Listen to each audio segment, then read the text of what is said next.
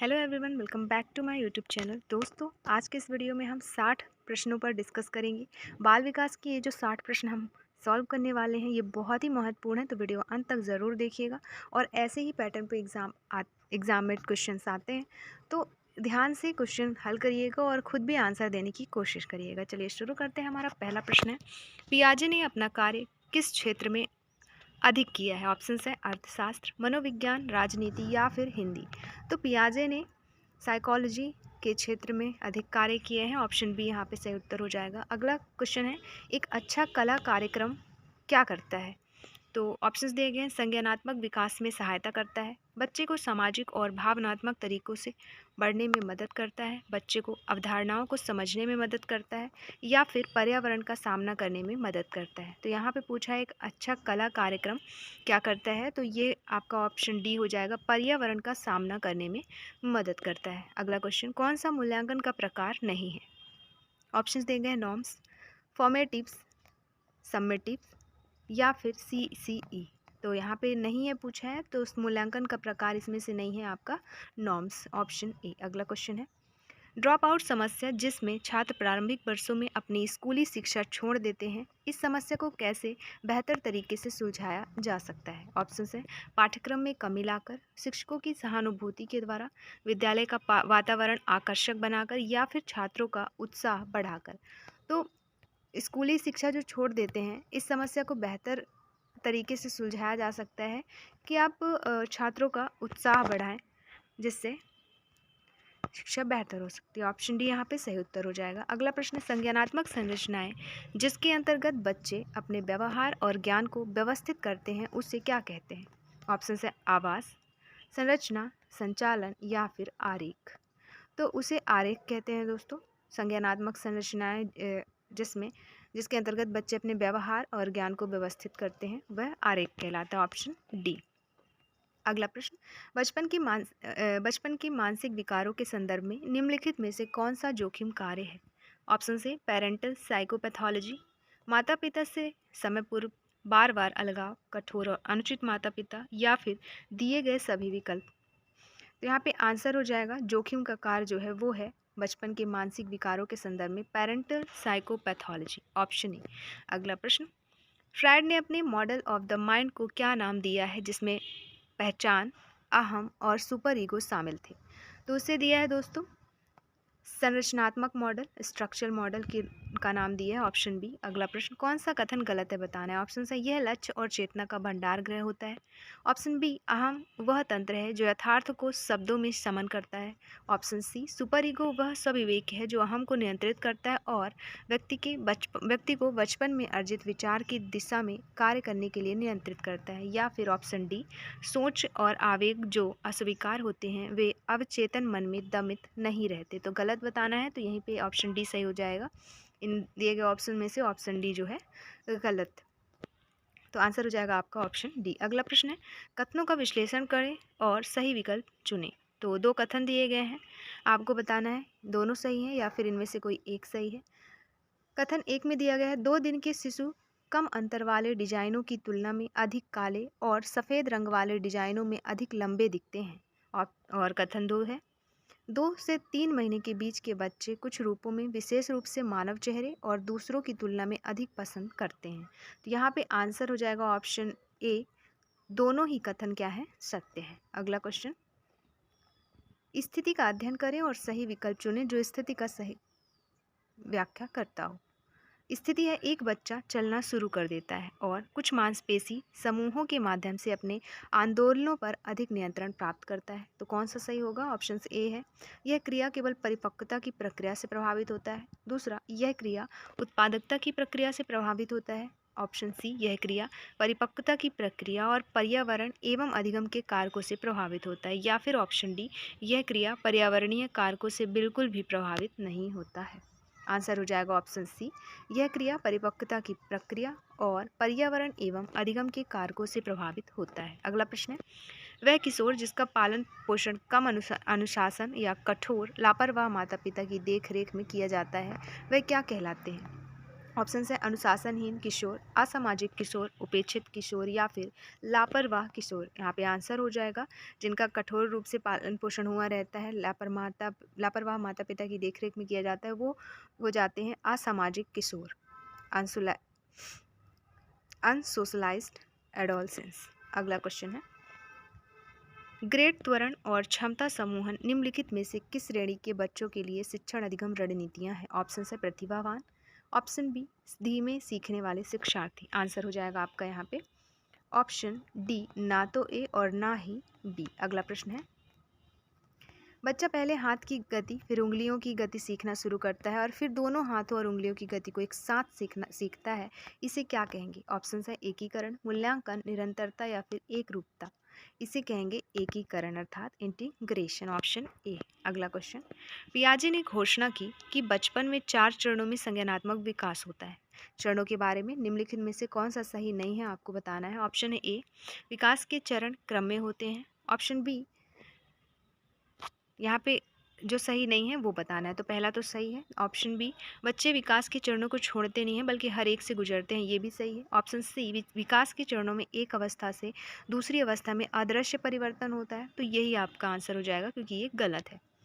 अगला प्रश्न निम्नलिखित में से कौन सी विधा संचालन चरण का शैक्षिक निहितार्थ नहीं है? ऑप्शन है सीखने के लिए ठोस अनुभव प्रदान करें, बहुआयाम विधा का उपयोग किया जाना चाहिए, ऑप्शन सी शिक्षकों को तथ्यों को रटने से परे अवधारणाओं को सीखने और समझने के लिए जगह प्रदान करनी चाहिए। तो यही पे आंसर सही हो जाएगा जो कि पूछा है कौन सी विधा संचालन चरण का शैक्षिक निहितार्थ नहीं है। अगला प्रश्न है एक मिनट निम्नलिखित में से कौन सी प्रक्रिया अब एक अनुबंधित अनुक्रिया प्राप्त करने की सर्वाधिक प्रभावशाली विधि के रूप में प्रायोगिक अध्ययन से स्पष्ट हो चुकी है?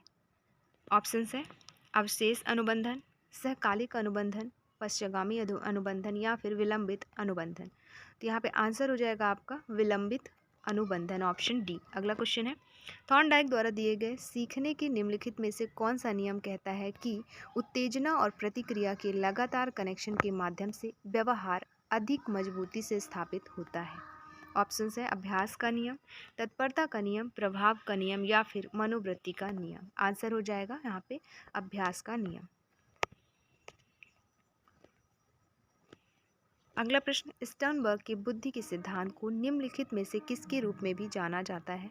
ऑप्शन है बुद्धि का त्रिचापीय सिद्धांत, बुद्धि का त्रिआयामी सिद्धांत, बुद्धि के त्रिसंरचना सिद्धांत या फिर बुद्धि का द्विसंरचना सिद्धांत। आंसर हो जाएगा यहाँ पे बुद्धि का त्रिचापीय सिद्धांत, ऑप्शन ए। अगला प्रश्न जेपी दास और जैक नागेरियरी ने परीक्षणों की एक माला विकसित की जिसे किसके रूप में जाना जाता है? ऑप्शन है संज्ञानात्मक मूल्यांकन प्रणाली के रूप में, अनुक्रमिक प्रक्रमण के रूप में, सहकालिक प्रक्रमण के रूप में या फिर सूचना प्रक्रमण उपागम के रूप में। आंसर हो जाएगा संज्ञानात्मक मूल्यांकन प्रणाली के रूप में, ऑप्शन ए। अगला प्रश्न है संवेग जैसा कि हम अनुभव करते हैं हमारे भीतर गति लाते हैं तथा इस प्रक्रिया में निम्नलिखित में से किस प्रकार की प्रतिक्रियाएं अंतर्निहित होती है?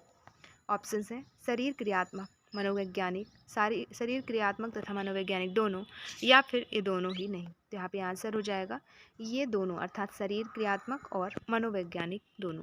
अगला प्रश्न निम्नलिखित में से किस सिद्धांत का तर्क है कि आपके शारीरिक परिवर्तनों का आपके द्वारा किया गया प्रत्यक्षण जैसे किसी घटना के बाद सांस का तेज चलना, हृदय की तेज धड़कन, टांगों का दौड़ना संवेगात्मक उद्दीलन को उत्पन्न करता है? तो वो कहलाएगा कौन सा सिद्धांत?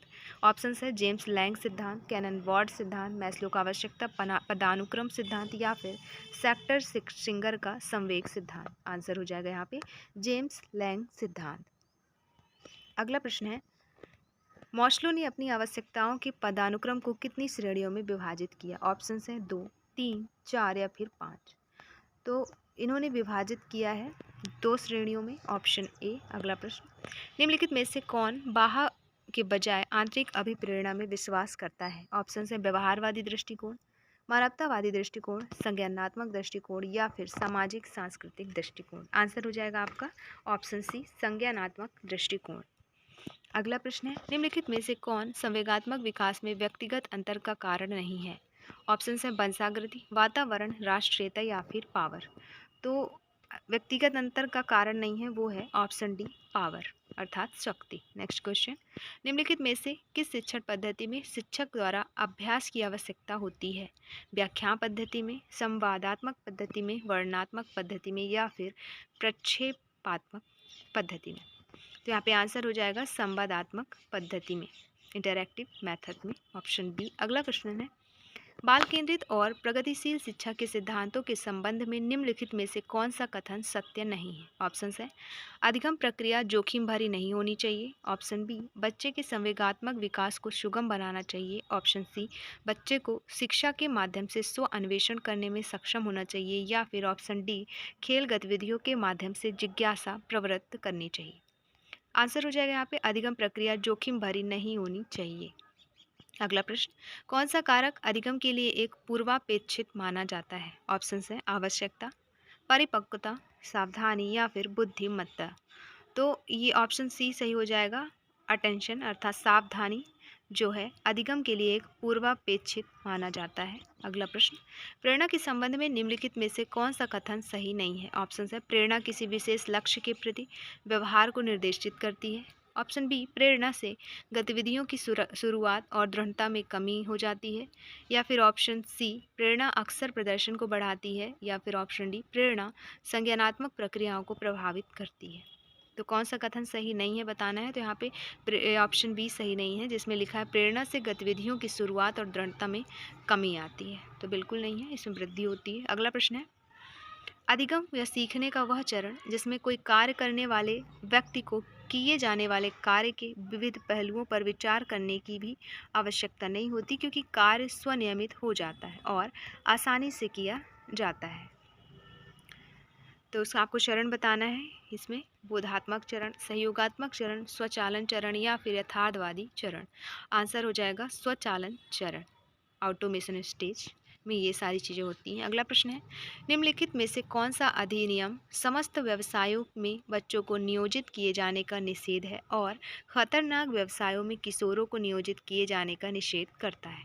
ऑप्शन है किशोर न्याय अधिनियम, बाल श्रम निषेध एवं नियमन अधिनियम, अनैतिक व्यापार निरोधक अधिनियम या फिर संरक्षक एवं प्रतिपाल्य अधिनियम। आंसर हो जाएगा ऑप्शन बी बाल श्रम निषेध एवं नियमन अधिनियम। तो ये थे 30 क्वेश्चन। अभी 30 क्वेश्चन और हम सॉल्व करेंगे इसी में। दोस्तों, आपके यूट्यूब चैनल के माध्यम से ऐसी ही नई इन्फॉर्मेशन, नई वैकेंसी, प्रवेश परीक्षाओं संबंधित जानकारी भी बताई जाती है। और ये बाल विकास की क्वेश्चंस पहले से काफ़ी सारे वीडियो अपलोड हैं, जिससे आप एक बार सॉल्व जरूर करके जाएं। जो भी टॉपिक आता है इसमें उसे ध्यान से पूरी टॉपिक कंप्लीट पढ़ें, जितने भी क्वेश्चन में जो भी टॉपिक्स आ रहे हैं, क्योंकि Madhya Pradesh employ selection board द्वारा ऐसे ही क्वेश्चन बनाए जाते हैं। ये पूर्व ईयर में आया हुआ क्वेश्चन है।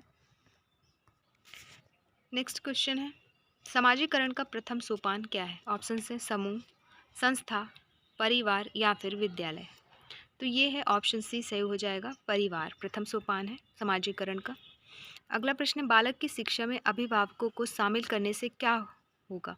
ऑप्शन है अपर्याप्त पठन सामग्री की क्षतिपूर्ति करना है, गलत है ये। निम्न गुणवत्ता शिक्षण के लिए कमी पूर्ति, ये भी गलत है। एक प्रभावी विद्यालय सुधार योजना में महत्वपूर्ण तत्व बनता है। तो यही आंसर सही हो जाएगा आपका, ऑप्शन सी एक प्रभावी विद्यालय सुधार योजना में महत्वपूर्ण तत्व बने, इसीलिए बालक की शिक्षा में अभिभावकों को शामिल करना सही होगा। अगला प्रश्न है, निम्नलिखित में से कौन सा सजातीय व्यक्तिगत भिन्नता को समझने में मदद नहीं करता है? ऑप्शन है मूल्य प्रणाली, मौखिक एवं गैर मौखिक संचार, बुद्धि या फिर अभिगम की व्यवस्था और प्रक्रिया में अंतर। तो यहाँ पे आंसर हो जाएगा ऑप्शन सी बुद्धि, जो है सजातीय व्यक्तिगत भिन्नता को समझने में मदद नहीं करता है। अगला प्रश्न है, दो कॉलम दिए गए हैं, कॉलम 1 और 2, इसका सही मिलान करना है आपको। एक साइड जैसे दिया है पहला, बच्चे के लिए क्या सही है, तो आपको बताना है A B C D E F में कौन सा सही होगा। ऐसे ही 1 वर्ष के बच्चे के लिए, फिर 2 वर्ष के लिए, 3, 4, 5 है, फिर सभी आयु के लिए क्या क्या चीज़ें सही है वो सब आपको मिलान करना है। यहाँ पे हो जाएगा पहले का ऑप्शन, बच्चे के लिए फटी हुई या बुनी हुई गेंद, लटके हुए खिलौने, ऑप्शन डी पहले का हो जाएगा। दूसरे का 1 वर्ष के बच्चे के लिए नरम धोने योग्य खिलौने, रबड़ की गुड़िया और पशु। फिर 2 वर्ष के बच्चे के लिए छोटे स्काउट बैंगन, ट्रेन, पिक्चर, पुस्तकें 3 वर्ष के बच्चे के लिए।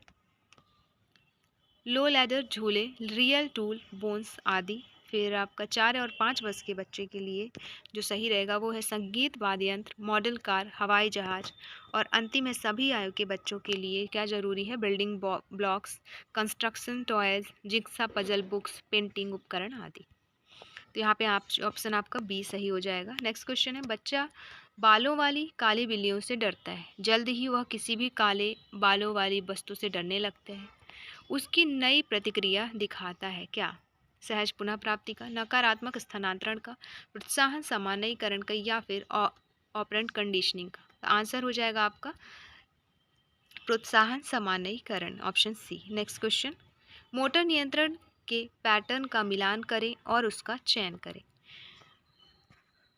ऑप्शन कॉलम दिए गए हैं, कॉलम 1 और 2, फिर मिलान करना है। यहाँ पे 4 से 5 महीने का अगर कोई बच्चा है तो उसका मोटर मिलान करना है। ऑप्शन यहाँ पे सही हो जाएगा ऑप्शन बी, पहले का डी। जैसे 4 से 5 महीने के दूसरे बच्चे का ध्यान खींचने की कोशिश करना, 6 से 7 महीने में अन्य बच्चों को देखकर मुस्कुराएं और उनके रोने में रुचि दिखाएं, 9 से 13 महीने में दूसरे बच्चों के कपड़े और बाल देखने की कोशिश, और 13 से 18 महीने में खेल के दौरान सहयोग करने और अधिक साझा करने की इच्छा का संकेत देता है, और अंतिम है 18 से 24 महीने में अन्य बच्चों के साथ खेलने में अधिक दिलचस्पी दिखाता है और सामाजिक संबंध स्थापित करने के लिए खेल सामग्री का उपयोग करता है। यहाँ पे ऑप्शन बी सही उत्तर हो जाएगा।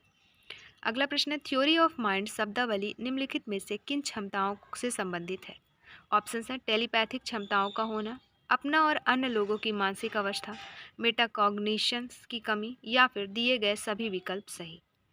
आंसर हो जाएगा ऑप्शन बी, अपना और अन्य लोगों की मानसिक अवस्था से संबंधित है। अगला प्रश्न, किसी भाषा में अर्थ की सबसे छोटी इकाई क्या होती है। ऑप्शन है फोनीम, प्रैग्मेटिक्स, वाक्य खंड, या फिर मॉर्फीन। आंसर हो जाएगा यहाँ पे ऑप्शन ए, फोनीम सबसे छोटी इकाई होती है।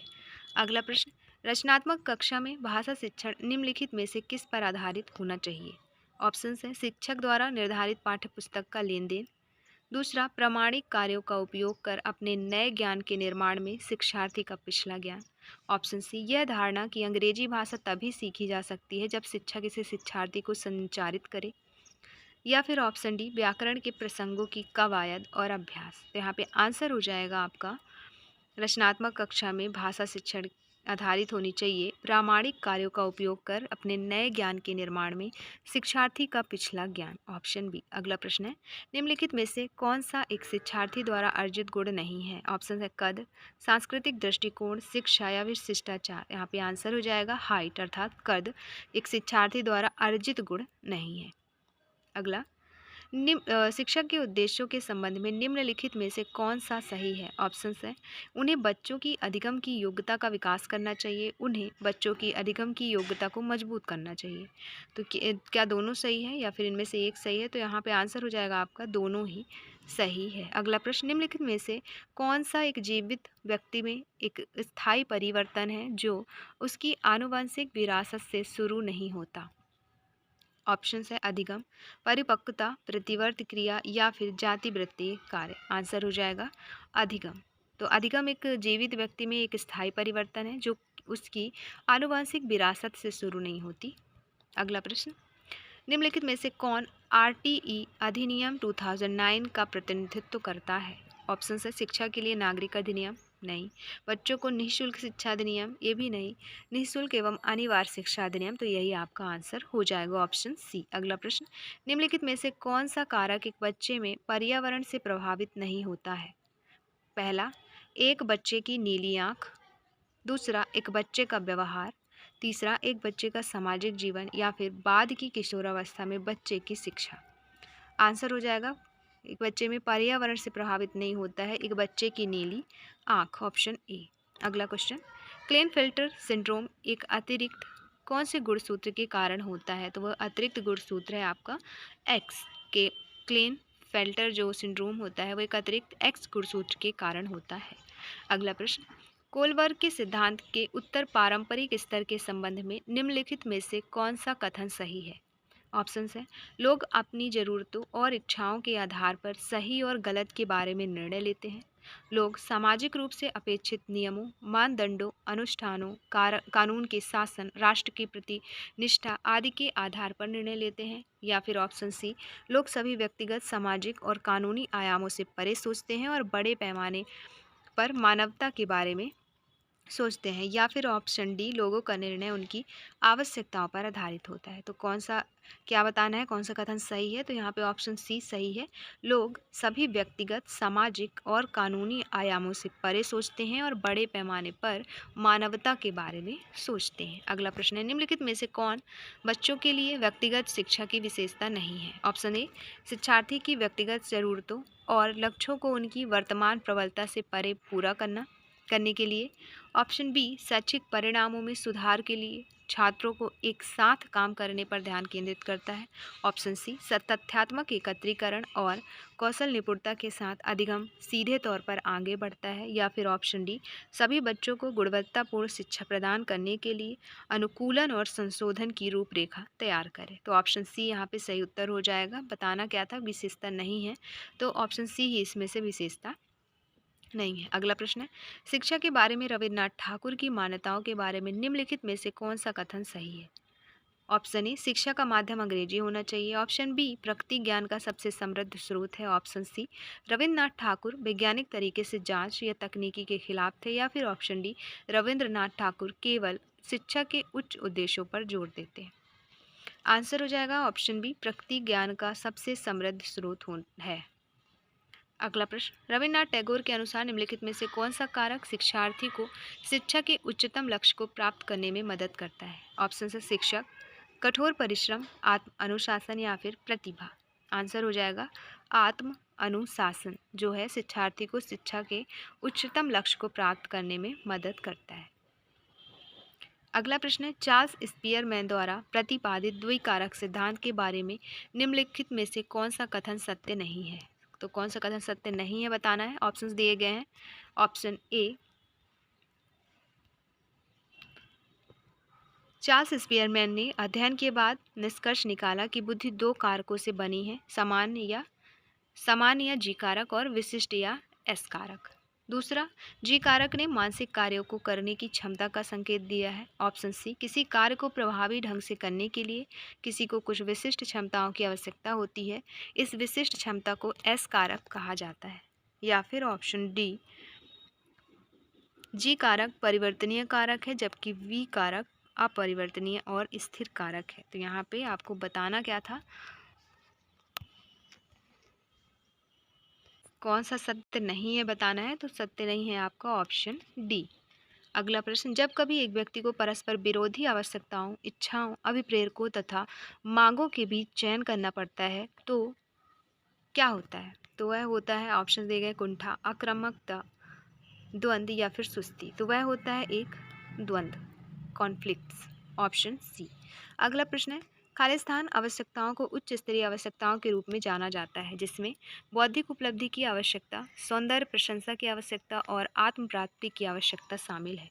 तो किसमें सारी चीज़ें शामिल है? वो है एंटिटी में, अर्थात अस्तित्व आवश्यकताओं को उच्च स्तरीय आवश्यकताओं के रूप में जाना जाता है, जिसमें ये सारी चीज़ें शामिल है। अगला प्रश्न है, अभिप्रेरणा की मानवतावादी दृष्टिकोण का प्रमुख सिद्धांतकार है? ऑप्शन है स्किनर, मास्लो, वीनर या फिर वेंगर। तो अभिप्रेरणा के मानवतावादी दृष्टिकोण का सिद्धांतकार है मास्लो, ऑप्शन बी। अगला प्रश्न, पियाजे द्वारा दिए गए नैतिक विकास के निम्नलिखित चरणों में से किस चरण के दौरान पुरस्कार और दंड बच्चे के नैतिक विकास को नियंत्रित करता है? ऑप्शन है व्यतिक्रम नैतिकता, परायत्तता अधिकार, परायत्तता पारिकता या फिर स्वायत्तता किशोरावस्था। आंसर हो जाएगा यहाँ पे परायत्तता अधिकार। अगला प्रश्न, वर्णिक का भाषा वैकल्य या डिस्फेजिया अधिगम में कठिनाइयाँ उत्पन्न करता है, यह किस प्रकार के भाषा डिस्फेजिया से संबंधित है? तो ऑप्शन बी, ग्रहणशील भाषा वैकल्य से संबंधित है, रिसेप्टिव डिस्फेजिया से। अगला क्वेश्चन है, रीमा बौद्धिक रूप से मेधावी छात्रा है, उसके द्वारा निम्नलिखित में से कौन सी विशेषता प्रदर्शित की जाएगी? ऑप्शन है स्वनिर्देशित अधिगम और आत्म मूल्यांकन। ऑप्शन बी आवेगशीलता और आत्मनिर्भरता। ऑप्शन सी शर्मीले और संवेदनशील, या फिर ऑप्शन डी आत्मानुशासन की कमी। तो यहाँ पे हो जाएगा आपका ऑप्शन ए सही उत्तर, स्वनिर्देशित अधिगम और आत्म मूल्यांकन। अगला प्रश्न है, निम्नलिखित में से कौन सी शिक्षण रणनीति स्वेच्छाचारी शिक्षण रणनीति से संबंधित नहीं है? व्याख्या विधि, प्रदर्शन विधि, चर्चा विधि, या फिर कहानी कहने की विधि। तो कौन सा स्वेच्छाचारी शिक्षण रणनीति से संबंधित नहीं है? वो है डिस्कशन मेथड अर्थात चर्चा विधि। अगला प्रश्न, गार्डनर की बहुबुद्धिमत्ता के सिद्धांत के अनुसार एथलीटों के लिए निम्न में से किस बुद्धिमत्ता की अपेक्षा की जाती है? ऑप्शन है भाषाई, पारस्परिक, प्रकृतिवादी, या फिर शारीरिक गतिशीलता। तो यहाँ पे आंसर हो जाएगा ऑप्शन डी शारीरिक गतिशीलता। अगला प्रश्न, निम्नलिखित में से कौन सा बाल विकास के सिद्धांत के अनुसार निरंतर प्रक्रिया का एक उदाहरण है? ऑप्शन है वे पतंग और हवाई जहाज के बीच अंतर को समझने की कोशिश करेंगे। ऑप्शन बी संवेगी गति विकास सामान्यीकृत है। ऑप्शन सी अन्य भागों के विपरीत रीढ़ की हड्डी पहले विकसित होती है, या फिर ऑप्शन डी बच्चे पहले बुदबुदाना प्रारंभ करते हैं और फिर एक भाषा को पूरा करते हैं। तो यहाँ पे आंसर हो जाएगा आपका ऑप्शन डी निरंतर प्रक्रिया का एक उदाहरण है कि बच्चे पहले बुदबुदाना प्रारंभ करते हैं और फिर एक भाषा को पूरा करते हैं। अगला क्वेश्चन और अंतिम प्रश्न है हमारा, मूल्यांकन उद्देश्यपूर्ण होता है यदि क्या हासिल हो जाए?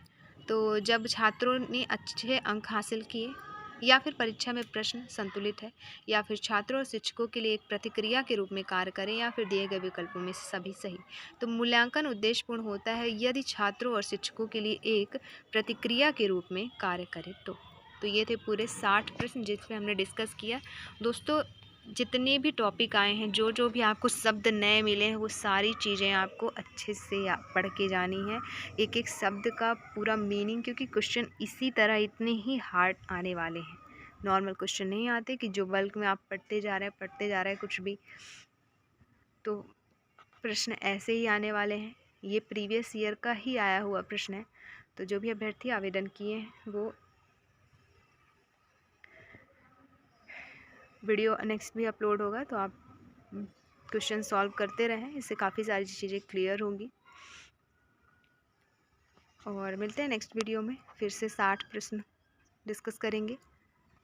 इसमें इतना ही। दोस्तों वीडियो अच्छी लगी हो तो लाइक से सब्सक्राइब ज़रूर करें। वीडियो देखने के लिए आपका बहुत बहुत शुक्रिया।